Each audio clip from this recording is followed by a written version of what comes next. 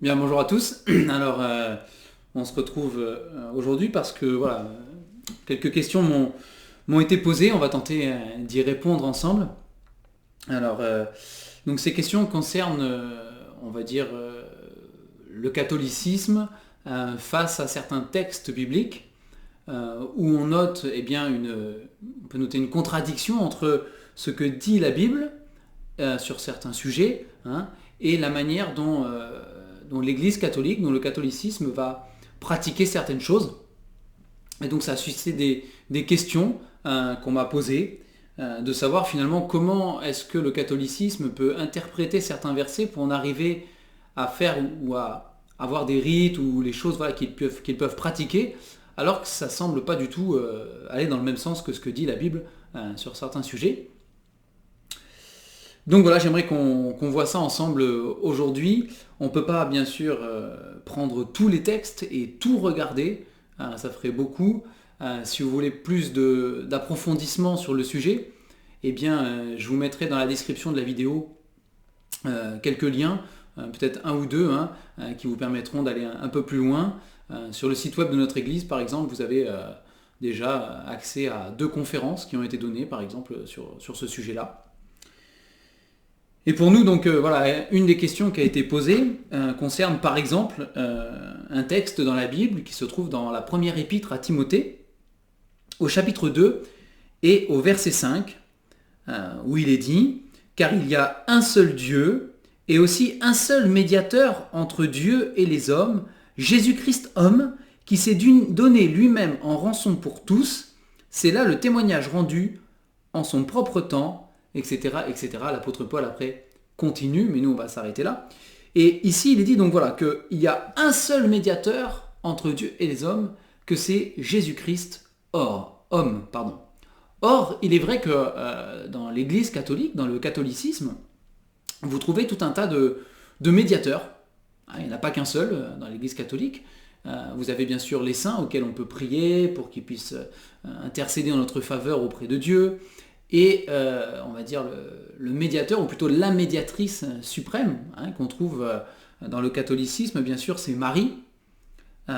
Donc voilà, ici, ce verset dit qu'il n'y a qu'un seul médiateur entre Dieu et les hommes, que c'est Jésus-Christ et qu'il n'y en a pas d'autre. Hein, le verset est très clair. Et pourtant, on voit dans l'Église catholique autre chose. Alors, je ne prétendrai pas apporter une réponse tout à fait complète, comme je dis, si vous voulez approfondir plus le sujet, allez voir les liens hein, que je vous mets en description. Néanmoins, ce qu'on peut dire ici déjà, hein, c'est que dans la Bible, dans les 66 livres qu'on trouve inspirés de Dieu dans la Bible, eh bien, il n'y a aucun verset, aucun texte où Dieu nous encourage à avoir d'autres médiateurs. Hein, ça c'est clair. La Bible, elle reste cohérente, elle, avec ce verset d'un Timothée 2,5. Elle est toujours dans la même ligne. Le seul médiateur qui ait jamais existé entre Dieu et les hommes, c'est Jésus-Christ. Et ça restera toujours Jésus-Christ. Alors, pourquoi l'Église catholique fait ainsi on y reviendra tout à la fin dans la conclusion de tous les versets et des passages qu'on va voir.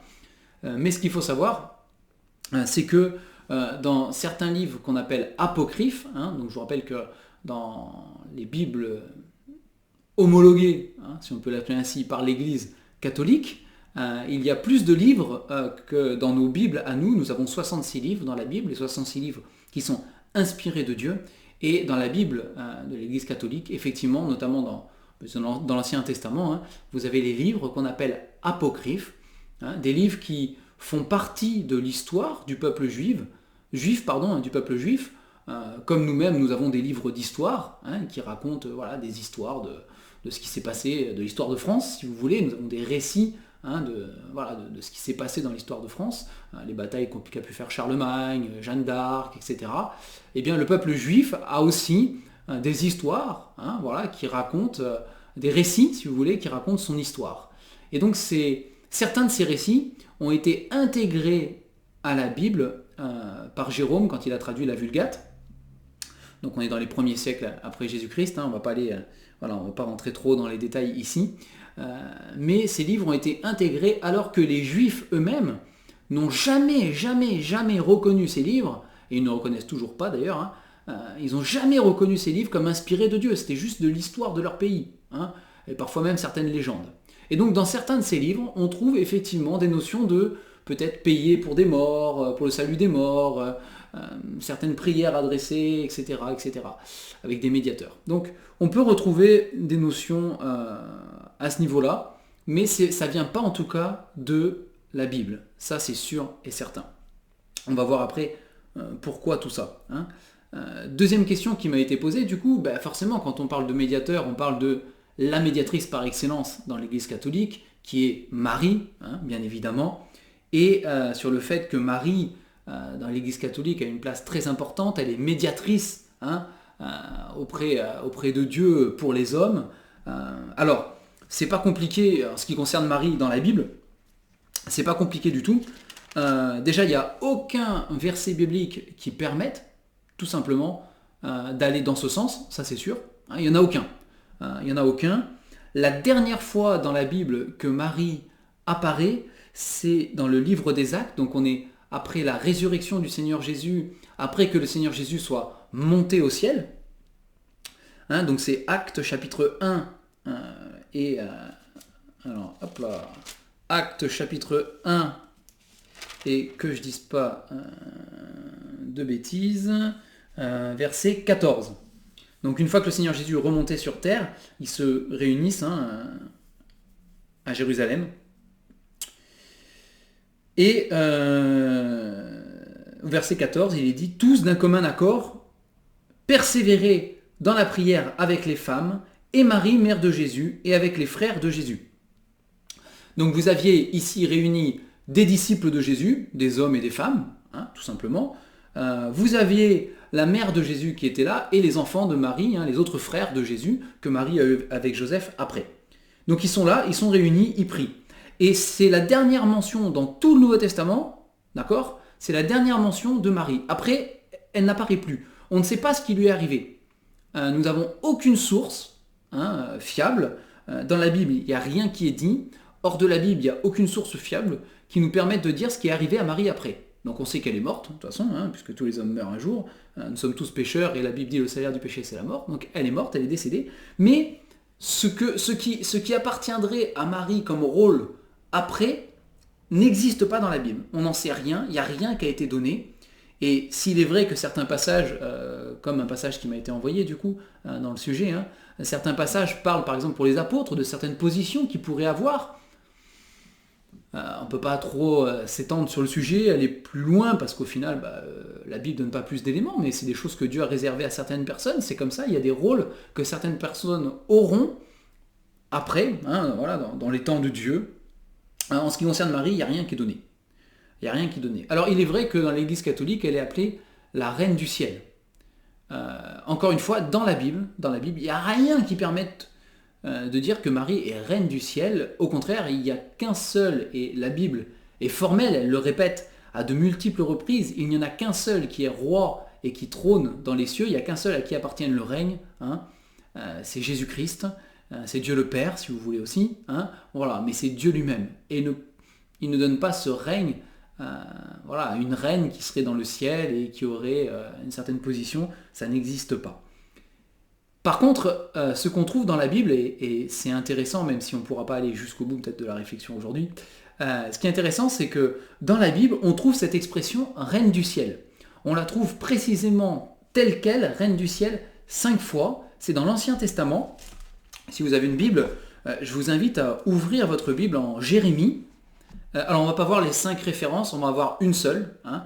Il y en a 4 qui sont dans Jérémie chapitre 34, et nous on va voir Jérémie chapitre 7. En Jérémie chapitre 7 et au verset 18, si vous ne connaissiez pas ce verset, voilà, vous l'aurez ici. Donc dans le chapitre 7, le prophète Jérémie va dénoncer au peuple d'Israël l'idolâtrie d'Israël.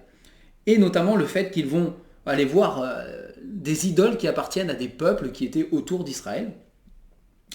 Et donc au verset 18, Jérémie chapitre 7, verset 18, nous lisons « Les enfants ramassent du bois, les pères allument le feu, et les femmes pétrissent la pâte pour préparer des gâteaux à la reine du ciel, pour faire des libations à d'autres dieux afin de m'irriter.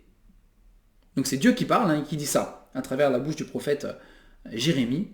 Il dit voilà, c'est le peuple d'Israël faisait des gâteaux qu'ils offraient à une reine du ciel, une déesse païenne qui existait.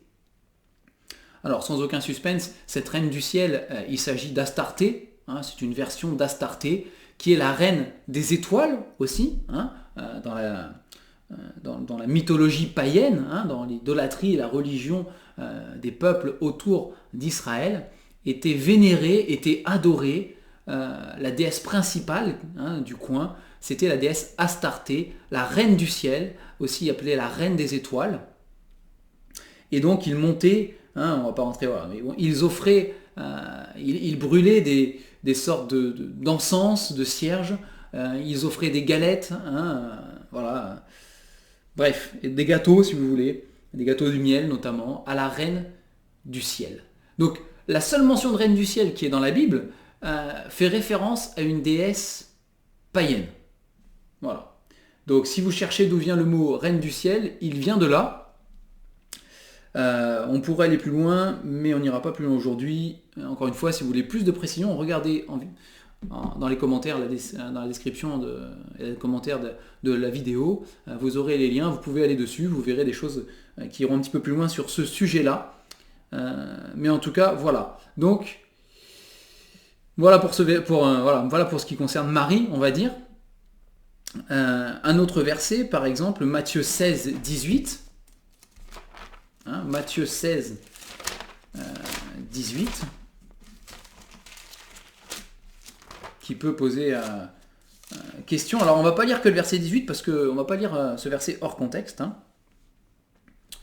On va lire à partir du verset 13. Vous avez Jésus, il a dit Jésus étant arrivé dans le territoire de Césarée de Philippe, donc Matthieu 16, à partir du verset 13, demanda à ses disciples, qui suis-je au dire des hommes, moi le Fils de l'homme?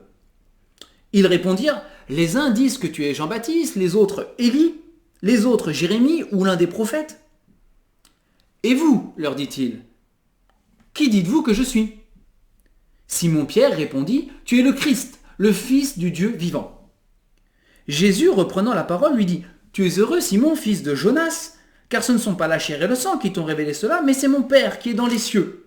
Et moi, je te dis que tu es Pierre, et que sur ce roc, je bâtirai mon église, et que les portes du séjour des morts ne prévaudront point contre elle. Je te donnerai les clés du royaume des cieux, ce que tu liras sur la terre sera lié dans les cieux, et ce que tu délieras sur la terre sera délié dans les cieux. Alors effectivement, encore une fois, voilà, dans l'Église catholique, il y a une certaine interprétation de ce verset qui dit que Jésus a fait de Pierre le premier pape, d'accord. Bien évidemment, c'est pas du tout ce que Jésus dit ici. Déjà, quand on lit le texte en grec, on se rend compte effectivement qu'il y a une différence entre quand Jésus dit à Pierre « tu es Pierre » et sur cette pierre, où moi j'ai traduit justement dans ma Bible, hein, il est traduit « ce roc, je bâtirai mon église ». En grec, il est clairement défini que Jésus n'est pas en train de dire à Pierre qu'il va bâtir l'église sur Pierre. C'est pas ce qu'il est en train de dire.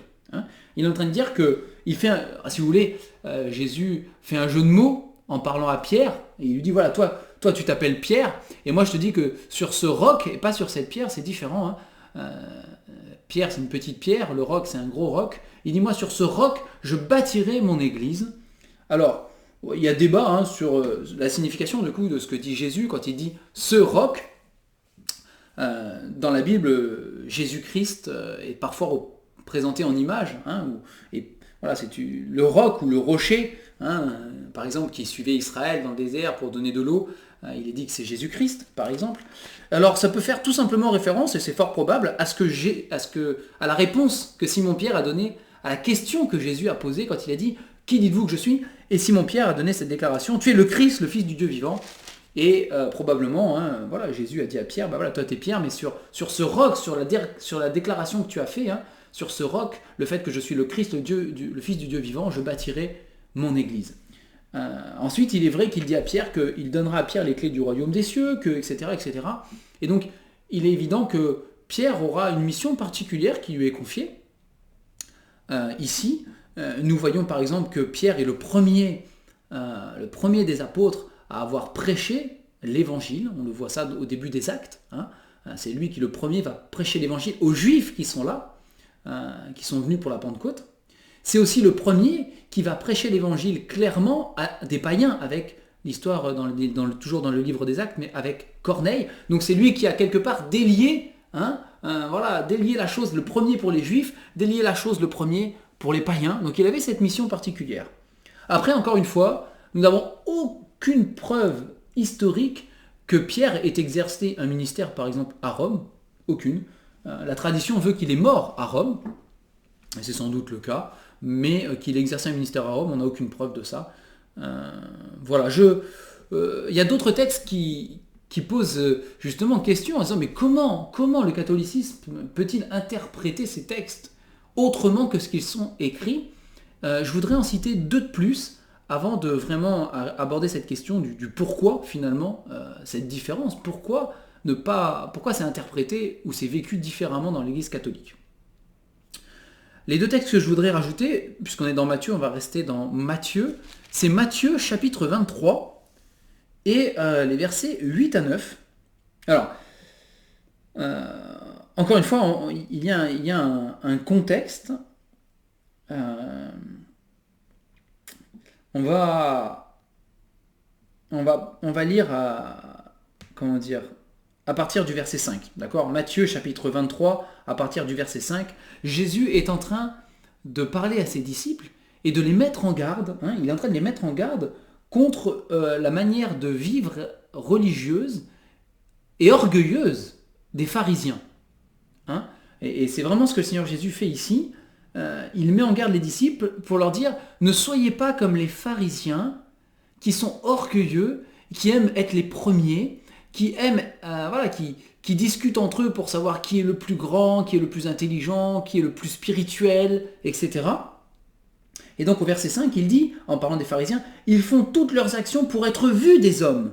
Ainsi, ils portent de larges phylactères, ils ont des longues franges à leurs vêtements, ils aiment les premières places dans les festins et les premiers sièges dans les synagogues, ils aiment à être salués dans les places publiques et à être appelés par les hommes Rabbi, Rabbi. » Donc c'est un mot qui veut dire maître.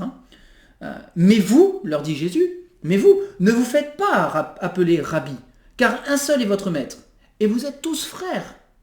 Et n'appelez personne sur la terre votre Père, car un seul est votre Père, celui qui est dans les cieux. Et ne vous faites pas appeler directeur, car un seul est votre directeur, le Christ. Le plus grand parmi vous sera votre serviteur. Quiconque s'élèvera sera abaissé, et quiconque s'abaissera sera élevé. Et donc Jésus est en train de leur enseigner l'humilité et l'égalité. Il est en train de leur dire, vous tous qui êtes mes disciples, vous êtes tous frères, vous êtes tous égaux. Il n'y a pas de supérieur entre vous. Et entre vous, comme titre spirituel, vous n'avez pas à vous appeler maître, père, directeur. Donc bien sûr, on est dans un contexte ici spirituel. Ça ne veut pas dire qu'on ne peut pas appeler maître un maître d'école. Ça ne veut pas dire qu'on ne peut pas appeler père notre propre père physique charnel. Ça ne veut pas dire qu'on ne peut pas appeler directeur le directeur d'un établissement scolaire ou autre. Mais dans un contexte spirituel, entre frères et sœurs en Christ, entre disciples, on ne peut pas dire « Ah ben lui c'est mon directeur, lui c'est mon père, lui c'est mon maître ». D'accord ? Celui qui est dans le domaine spirituel, celui qui est le maître, le père, le directeur, c'est Jésus-Christ et c'est Dieu lui-même. D'accord ? Et pourtant, le pape, par exemple, dans le catholicisme, est appelé le Saint-Père. D'accord ? Et puis voilà, curé, prêtre, etc., on peut les appeler mon père, n'est-ce pas ? Et d'ailleurs, combien de fois j'ai eu des personnes catholiques qui m'ont appelé mon père, parce que je suis pasteur tout simplement, et qui faisaient cet amalgame, et où il a fallu que je leur dise non, c'est pas possible, vous pouvez pas m'appeler mon père, parce que la Bible le défend, tout simplement. Donc c'est vrai, encore une fois, voilà, c'est un autre texte que je voulais présenter, parce qu'il est d'une évidence même, Jésus le dit, et pourtant, c'est pas fait. Et un autre texte, avant de vraiment de pouvoir tirer une conclusion de tout ça et de pouvoir répondre vraiment à cette question du pourquoi, en tout cas essayer d'y répondre. 1 Timothée chapitre 3 Et on va lire le verset 1, à partir du verset 1 où il parle des évêques. Et donc 1 Timothée 3 à partir du verset 1, cette parole est certaine, si quelqu'un aspire à la charge d'évêque, il désire une œuvre excellente. Verset 2, il faut donc que l'évêque soit irréprochable, mari d'une seule femme, sobre, modéré, réglé dans sa conduite, hospitalier, propre à l'enseignement. Il faut qu'il ne soit ni adonné au vin, ni violent, ni indulgent, pacifique, désintéressé. Il faut qu'il dirige bien sa propre maison et qu'il tienne ses enfants dans la soumission et dans une parfaite honnêteté. Car si quelqu'un ne sait pas diriger sa propre maison, comment prendra-t-il soin de l'Église de Dieu? On va s'arrêter là. Donc ici, voilà, il est question des évêques, et il est dit que l'évêque, il doit être mari d'une seule femme, donc sous-entendu, il doit être l'homme d'une seule femme, il ne doit pas avoir plusieurs femmes, il doit être fidèle à sa femme, et même, s'il a des enfants, il doit tenir ses enfants dans la soumission, dans une parfaite honnêteté. Il doit vraiment donner l'éducation qu'il faut, biblique, selon le Seigneur, une éducation droite à ses enfants. Or, effectivement, encore une fois, voilà, c'est vrai que dans le catholicisme, on se dit, c'est bizarre, parce qu'ils n'ont pas lu ce verset, ou comment ils l'interprètent, ou pourquoi les évêques n'ont pas le droit de se marier dans l'église catholique? Pourquoi ils ne peuvent pas se marier? Pourquoi ils ne sont pas mariés? Enfin, pourquoi ils n'ont jamais d'enfants? Donc voilà, donc ces interrogations sont, on va dire, légitimes. Maintenant, on ne va pas répondre en détail sur chaque verset, pourquoi il est interprété différemment, ou comment ils peuvent l'interpréter, etc. Ce que je voudrais, c'est qu'on prenne de la hauteur pour répondre à la question de manière générale et que ça puisse répondre aux autres questions peut-être que vous pourriez vous poser, qu'on pourrait se poser, sur le fonctionnement du catholicisme par rapport à ce que dit la Bible, ce fonctionnement qui est contradictoire, on le voit dans certains passages complètement. Alors, tout simplement, c'est une question d'autorité. Je m'explique, et c'est important de bien comprendre ça parce que ça résume tout, ça résume vraiment tout. La vraie question à se poser, c'est quelle est l'autorité pour ma vie? Qu'est-ce qui fait source d'autorité? Qu'est-ce qui est la référence en matière de foi, en matière de vie spirituelle pour ma vie? Et c'est là où il y a une énorme différence entre ce que le Seigneur demande même dans la Bible, et ce que nous vivons en tant qu'enfants de Dieu qui voulons respecter vraiment la parole de Dieu, et ce que nous trouvons dans le catholicisme. La différence, c'est que pour le catholicisme, l'autorité n'est pas la parole de Dieu. Alors ça paraît bizarre de dire ça, peut-être choquant, peut-être ça vous choque d'entendre ça, mais c'est la vérité.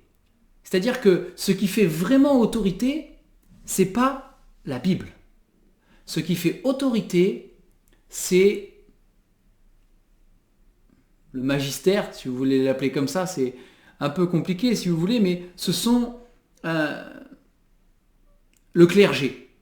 D'accord? On va l'appeler comme ça, c'est le clergé. Le clergé fait office d'autorité, et notamment le pape et les déclarations du pape, puisque je vous rappelle que le pape a été déclaré infaillible, il y a l'infaillibilité papale, donc un pape a déclaré que le pape était infaillible, et du coup le pape est infaillible, et tout ce que les papes disent est infaillible, ils ne se trompent pas en matière de foi, et du coup il suffit tout simplement que le clergé, avec la papauté en tête, bien sûr, puisque c'est le sommet de la pyramide, décide que c'est comme ça qu'il faut faire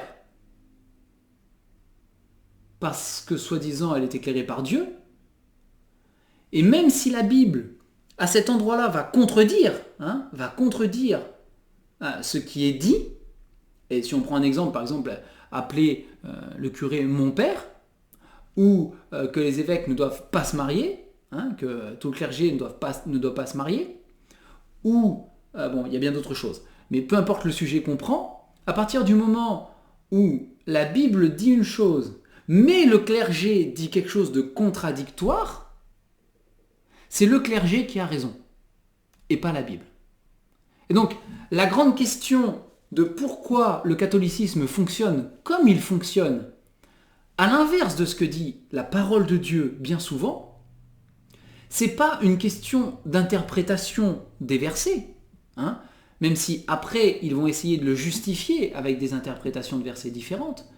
Mais parfois c'est quand même très compliqué de faire dire à la Bible ce qu'elle dit pas, quand il est dit de ne pas appeler sur la terre mon père, ou que l'évêque doit être mari d'une seule femme, avoir des enfants éduqués droitement selon la parole.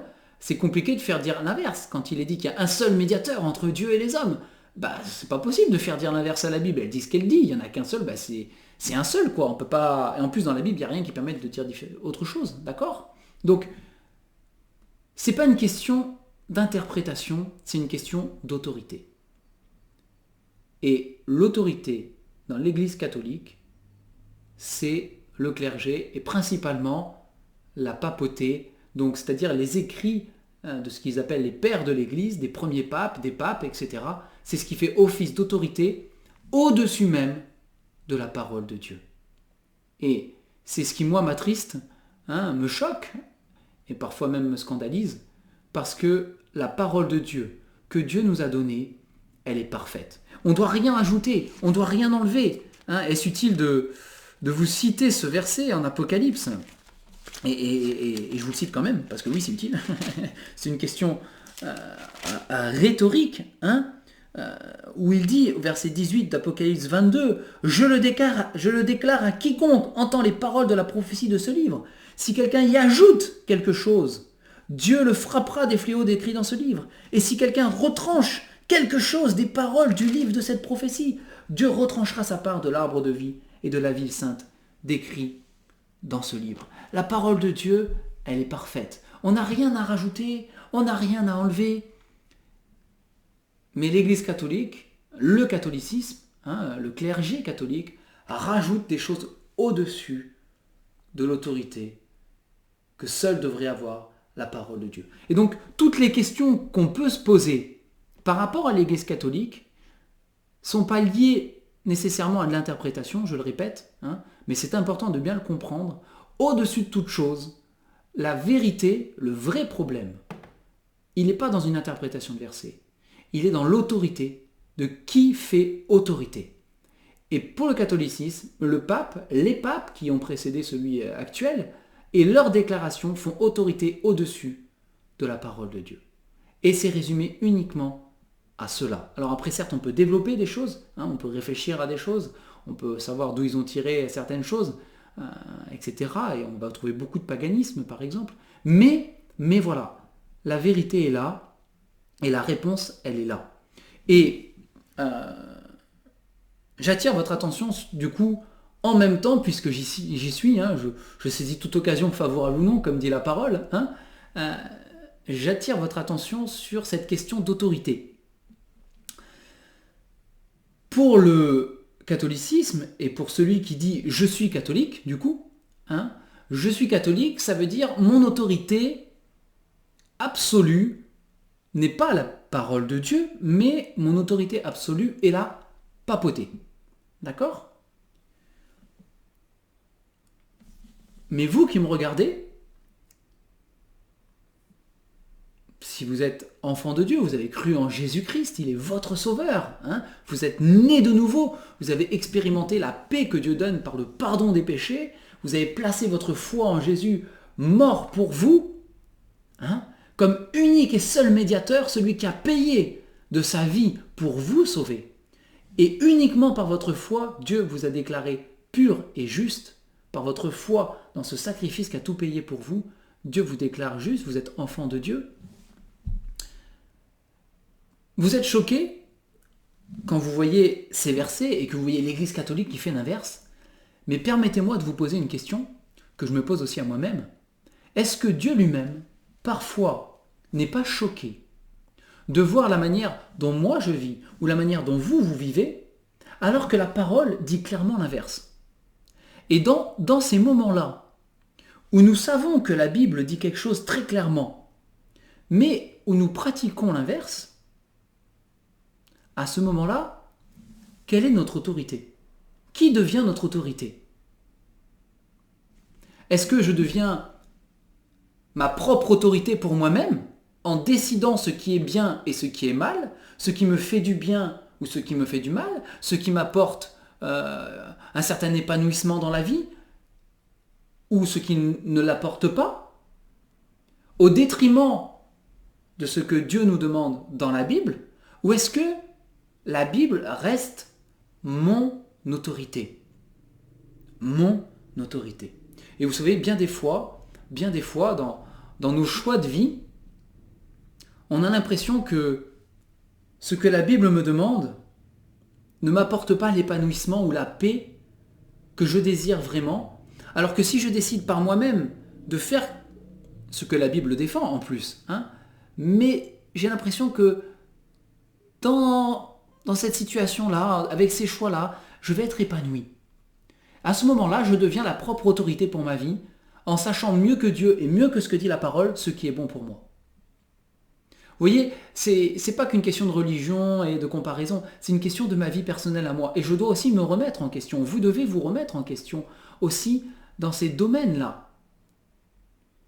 Alors, il y a les choix que je fais dans ma propre vie parce que c'est meilleur pour moi, n'est-ce pas? Ou je pense que c'est meilleur pour moi, et du coup, la Bible dans ce domaine, elle devient plus une autorité. Je mets une autre autorité au-dessus de ma vie, au-dessus de la Bible, dans ma vie, c'est ma manière de penser, ma manière de voir, ma manière de ressentir, mes émotions, prennent le dessus sur ce que dit la Bible et sur l'autorité qu'elle doit avoir. Et parfois, l'autorité de la Bible, je la mets un peu de côté parce que je veux faire des compromis avec le monde actuel, avec l'évolution des mœurs dans la société. Et du coup, je préfère faire des choix qui sont pas ce que dit la Bible parce que je veux pas froisser les gens de ce siècle. Je veux pas qu'on me regarde comme quelqu'un d'archaïque ou dans le passé ou de psychorigide, etc. Alors du coup, je vais être quelqu'un qui va être tolérant, je vais être quelqu'un qui va faire des compromis. Mais quelle est l'autorité à ce moment-là? L'autorité, à ce moment-là, pour ma vie, c'est plus la Bible. L'autorité, à ce moment-là, pour ma vie, c'est le regard des autres. C'est le regard de ce siècle. C'est la manière dont les gens pensent aujourd'hui. Ça devient l'autorité qui va gouverner ma foi. Donc, je vous laisserai avec ça, je nous laisserai avec ça, que ça puisse nous amener aussi plus loin dans la réflexion, parce que oui, c'est vrai, le catholicisme, le problème, c'est que l'autorité, c'est pas la Bible. Mais est-ce que dans notre vie, on n'a pas des domaines où on a certainement un problème parce que l'autorité n'est pas uniquement la parole de Dieu? Et que le Seigneur nous garde, que le Seigneur nous garde avec l'unique autorité qu'est la parole de Dieu. C'est important, c'est essentiel, c'est ce que le Seigneur nous demande. La parole de Dieu, elle est merveilleuse, elle est bonne, elle est agréable, elle est parfaite pour mon âme. Vous avez ces versets dans les psaumes, je serre ta parole dans mon cœur afin de ne pas pécher contre toi, ou ta parole est une lampe à mes pieds, une lumière sur mon sentier. C'est elle qui est l'autorité, c'est la parole qui est la lumière de ma vie, c'est la parole qui donne une direction à mes pas, à mes pensées, à mes émotions, à mes choix. Mais c'est elle qui a seule l'autorité dans ma vie. En tout cas, elle devrait être la seule autorité dans ma vie. Voilà pour cette question, j'espère avoir répondu. En tout cas, je préfère prendre la hauteur et voir de manière générale. Voilà, que le Seigneur vous bénisse. Et à bientôt, pour une nouvelle question, avec plaisir, n'hésitez pas. Et on verra ensemble comment la parole peut apporter des réponses aux questions qu'on se pose. En tout cas, que le Seigneur vous bénisse, qu'il vous aide et qu'il m'aide à mettre notre vie aussi à la lumière de l'autorité, de la seule autorité qui existe pour nous, que Dieu ait donné pour nous ce cadeau qu'il nous a fait, qu'est la parole de Dieu. À bientôt.